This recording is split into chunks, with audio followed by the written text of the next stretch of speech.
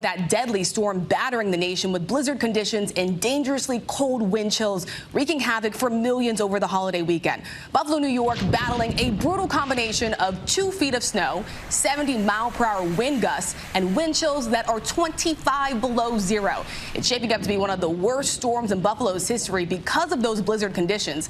New York's governor declaring a state of emergency and deploying the National Guard to help. Emergency crews working around the clock, digging out stranded drivers with pileups blocking major interstates.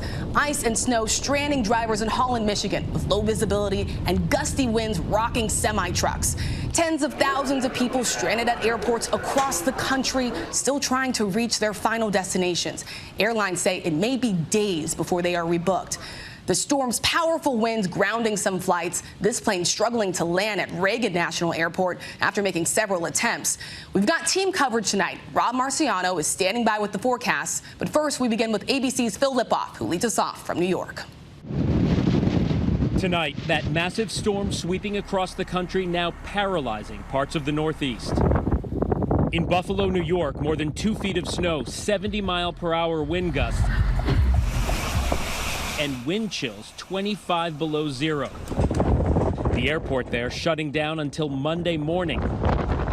And this stunning statement from the Erie County executive. I have to note this. It's not something that we're proud of, but in the worst affected areas, there is no emergency service available. Terrifying for a mother pleading for help on Facebook. First responders couldn't reach her home. Her 1-year-old is on a ventilator. With no electricity, mom manually giving her child air. Reporter Michael Schwartz from our ABC affiliate WKBW in Buffalo showing us the dangerous conditions. Here in downtown Buffalo, we are no stranger to snow, but these conditions so bad it's now being considered one of the worst blizzards in its history. Cars left abandoned. I have to wear ski goggles just to be able to see from these high winds that are now creating snow drifts more than 10 feet high, trapping people inside. Across the country, more than 600,000 still in the dark. Power companies in at least 13 states have asked customers to refrain from unnecessary use of electricity. Consumer efforts to conserve electricity over the next 24 hours will help us to avoid these outages. The Tennessee Titans delaying today's game by an hour. It will be the coldest game in the team's history. In Mobile, Alabama, a frozen fountain. And in Holland, Michigan, abandoned cars littering roads, needing to be shoveled out and towed away.